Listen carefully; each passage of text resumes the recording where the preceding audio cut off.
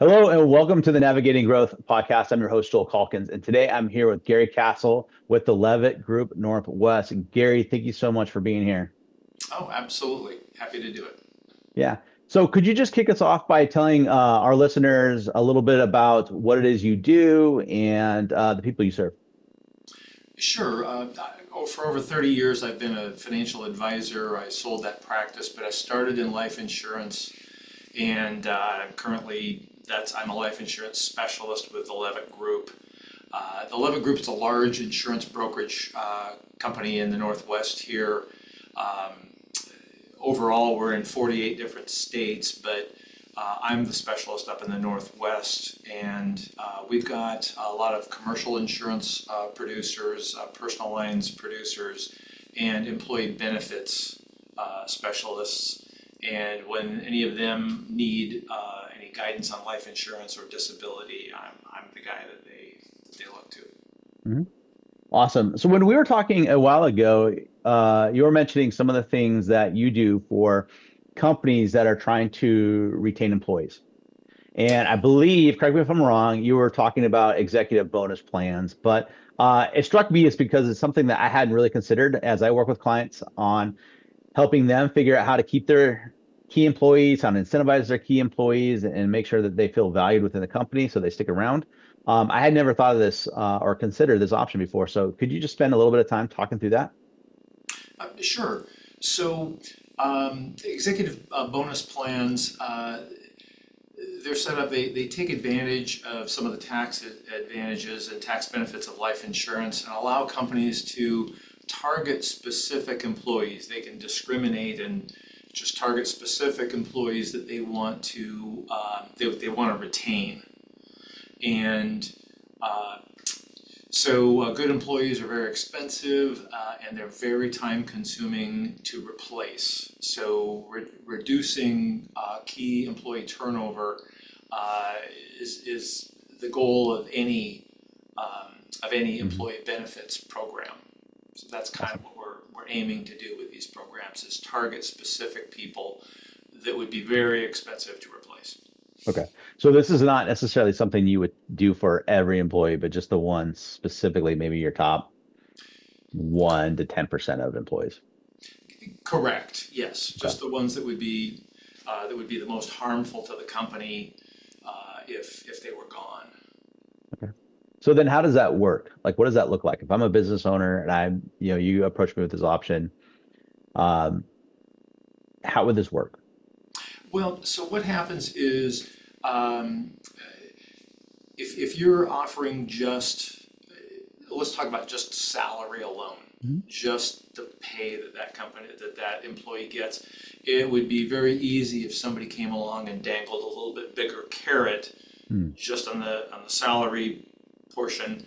If that's all they had to consider, they could very easily be persuaded to go to a different company.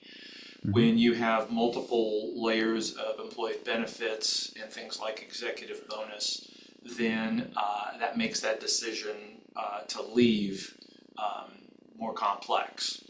And I like to look at it like little bits of Velcro on the employee.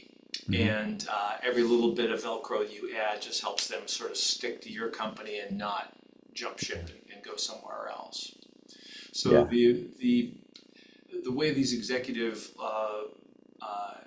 bonus plans work is you go to the employee and you say, you're a very valuable employee. Here's what I'd like to do. I'd like to give you, as an example, a $500,000 life insurance policy.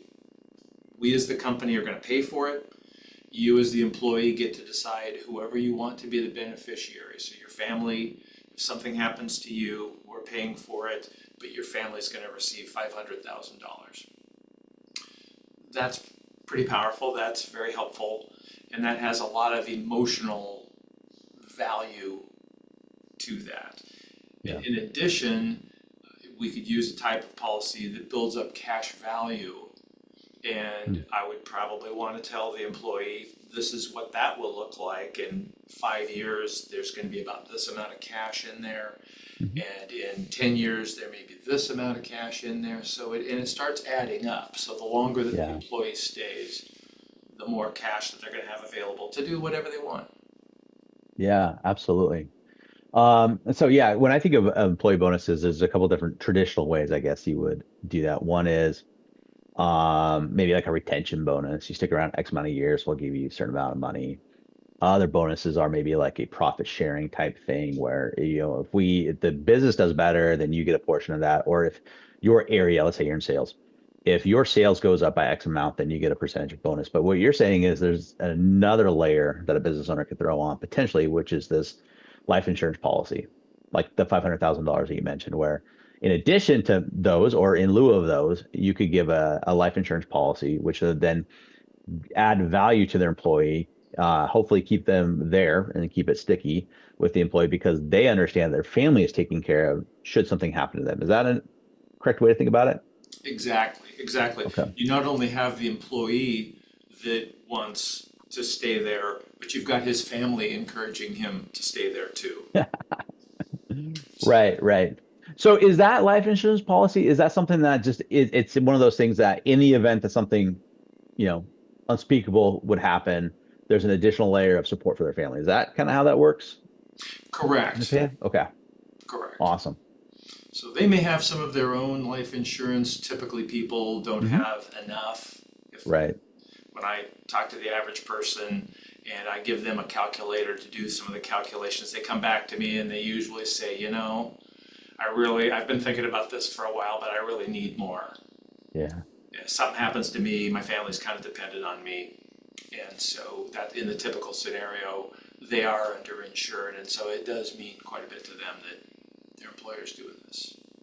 Yeah, it really kind of taps into the heart of why like many of us work, right? It's because need to provide, we want to take care of our family. So this is just another way to help do that. Um, and so when we had talked earlier, you had mentioned, something like this probably costs between $300 to $800. Is that still fair? Is that accurate? Or is if I'm an employee, think about our employer, what would this cost me? It could be Okay.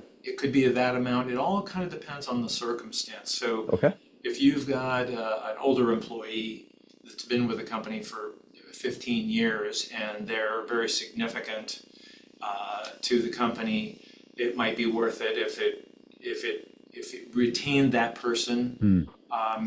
There are there's some research that shows that if you lose an employee, the cost to replace them in the first year, from the executive search to the time, the delay between when you finally find somebody, the right person, and then they're not effective right away. There's going to be some Right. training and some time to get up to speed. By the time you add up all of those costs, it can be anywhere from 1.5 times their current salary Hmm. to 4 times their Yeah. salary for that first year. The Hmm. more expensive the employee is, the higher compensation they are. The C-suite type employees, yeah, it's closer to the 2 to 4 times. Yeah.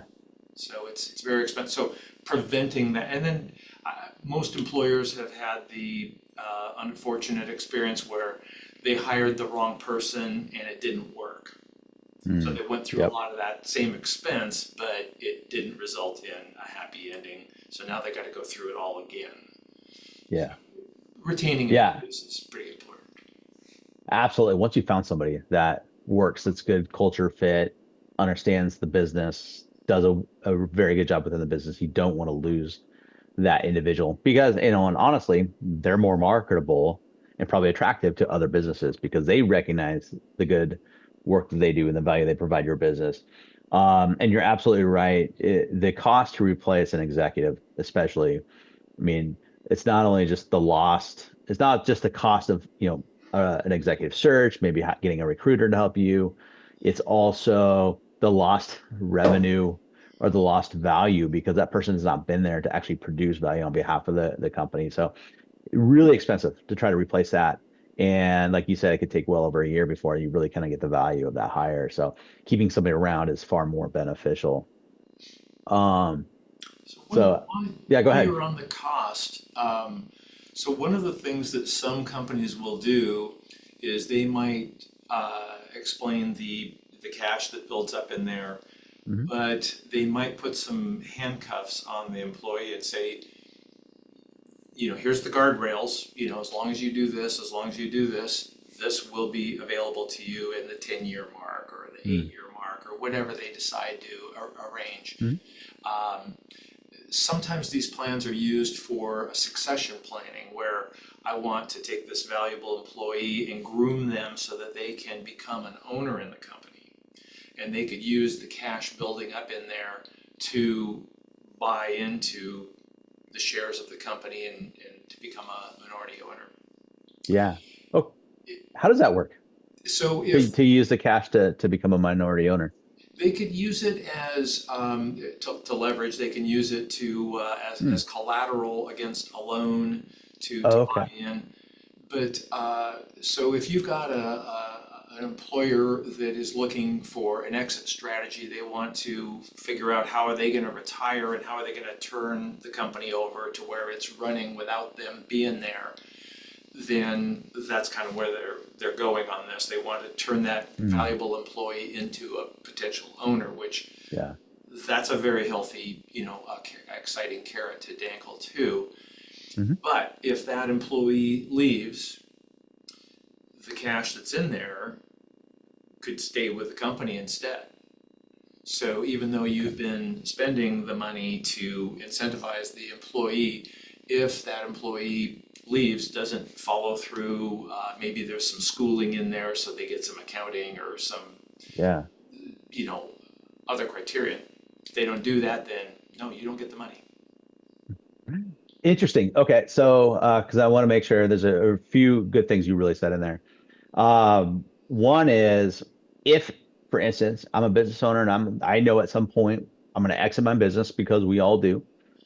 And often, the best prospective buyer is somebody who's already working in the business, especially if they've been with you for a while, they know it. That's a great person to transfer the business over to, but that person may not have the cash or the ability to get the financing they need to acquire that business. This is a way that you can actually help with the transfer of the business, and finance that is through this program, right? Exactly. That's one benefit. Okay, that's interesting to think about, and it's really good for business owners who are thinking about their exit strategy, as a way to do that. Because a lot of, as you know, many business owners don't successfully exit because they can't find a buyer or they can't, find an agreement where the value of the business meets what someone is willing to pay. And so this is a great way to bridge that problem. The Yeah, other thing, oh, go a ahead, lot of please. companies, when they're doing that, will say you can buy the company over, you can buy into the company over time. Yeah. This way it gives them a minority stake like right off the bat, which Mhm. they're very hesitant to leave the company at that point. Right. So then they can continue and just take profits from the company and continue to pay off the owner until they've acquired the amount that Fascinating. yeah.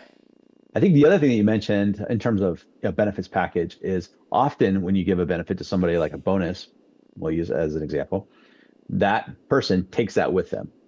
Even if you give them a share of the business, they can take that with them. It sounds like in this case, if that person were to leave the business, you retain that benefit, right? So it's not necessarily money going out the door, like you would say, within another, potential benefit. I have a number of clients who will wait until the bonuses are paid out to go make an exit, right? Yes. This is not a bonus that they could then take with them.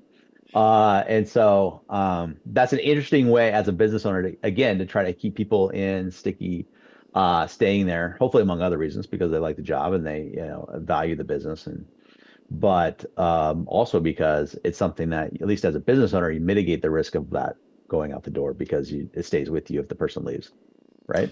Yes, and very often at let's say at the 10-year mark, you've had this program in effect and you've been paying into it as the employer. It's working, the employee is still there. At the 10-year mark, there's usually more cash in there than what the total outlay has been up to that point. Mhm. So if they did leave at the 8 year mark or whatever, the employer gets all of their money back. Yeah, So really, it was not an expense. right. So Investment. Yeah. Yeah. Wow. Okay. So fascinating. Are there businesses that are better suited for this? And are there businesses that aren't really suited for this kind of plan? yeah, a lot of times it's large companies that do this. Um, although uh, smaller companies are more dependent on each individual Hmm. employee than a large company would be. And then sometimes, charitable organizations sometimes do something like this. Interesting. But it can be used in law firms, construction companies, technology companies. There's a lot of different companies that could use something like this. Anybody with valuable employees. So it's not really a company that you would say absolutely not a good fit for. Even if I'm a smaller company, this is something that No, could potentially work. and the reason why I say not really is because that there is no differentiation, is that you can scale these programs. Yeah. It might be a $500,000 policy for one employee. It might be a $2 million policy on another one. It might be Mm, a $100,000 policy for somebody else. So we can design the programs to kind of fit the. awesome. Yeah. So you can be surgical with this, which is good. I mean, in Yes. terms of specific policies for specific people, depending on what you need. Yes. My Uh, mom would be very happy if I was a surgeon. Yes.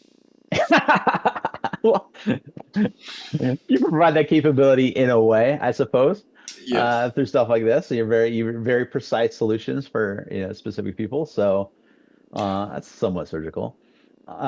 So if I am a business owner and I'm thinking about, okay, what does this mean for my financials? What does this mean for my books? What's the tax implications of this? Anything that I should be aware of as I would consider this? Yes. There are some design limits, Hmm. and in certain union situations, there could be challenges. The cost is reportable to the employee as compensation, so they'll have to pay taxes on it. Hmm. So if you're giving what's called a single bonus, then you're giving them this benefit, and it's a benefit, so they're going to have to pay taxes on it. You could do what's called a double bonus, where you also give them some additional money to kind of pay for the taxes. You give them a little Okay. bit of a salary boost to pay for, the compensation Okay. for the taxes. So, So as long as you have a solution for that for them, then you're good to go. Okay. Awesome. So as we've been talking through this, all of this sounds really good. Could you give me an example of maybe where you've done this for a client? What was the impact? What did you learn from that? sure. We're working right now with a very unusual company, and so that's why the company is very fearful about losing one of their key people. Hmm. They do repairs to ships. They've got contracts with large shipping companies, and nobody else really does this. So if they lose the two people that are coordinating the work on these ships, um, it would be very expensive. It would be very hard to find another person that could just jump in. Yeah. The employees know the contracts, they know the contact people there, they know what they typically need. So they are going to the ship's location with all the equipment that they need, and turnaround time is very, very important, and they recognize that. Hmm. So you've got a very specific, hard to replace employee. So this works out very, very well for them. Awesome. And then have you ever done this when it didn't go so well? So have you ever had like an owner use this to try to keep an employee around and maybe it didn't provide the effectiveness they thought it would, or any kind of not horror stories, but maybe something that didn't go as well as they would have hoped? Yeah, it doesn't always retain the employee, Hmm. but if it's structured properly, then at least the employer has the cash that's Right. built up in the policy to get back. And in the Yeah. first couple of years, they're not going to get back very much, but Hmm. usually at the 5 to 10 year mark, it's significant that they get back, and then they can use that to go for the hiring cost to replace that employee, Yeah. executive search, et cetera. Awesome. So yeah, so they retain it instead of like the bonus scenario we talked about earlier, where you give a bonus and that's usually the day they leave is the day they've got their bonus. Um, Right. so to speak. This at least you keep that benefit, so you're not losing it and they're not walking out the door with it. Awesome. So as we're talking through this, is there anything that you would want to point out, maybe a misperception or something where people have typically misunderstood how it worked, and how would you address that misunderstanding and kind of correct them? I think it's a matter of outlook. So if you're looking at this as an expense, and employees are expensive, there's no Hmm. doubt about it. If you're looking at this as just purely an expense, then you could be frustrated by it. But if you're looking at it as an investment in employee retention, then yes, then you start looking at it as to why, and it makes more sense. And a lot of times, a lot of companies that we've tried other things and it didn't seem to necessarily retain our top staff. Um, are you willing to try something different? Are you willing to try another way? So, Yeah, sure. yeah, that's great. So, Gary, we've been talking through this for a while. There's a number of new things I've learned, and I imagine anybody that's being introduced to this concept now is trying to soak it all in and retain it. And even if they've maybe heard of this before but not well versed in it, they're trying to grasp all the things and the benefits that you shared. If someone were to listen to this or watch this, what's one key takeaway that you'd want them to have coming away from this? Well, all insurance is a way of transferring risk.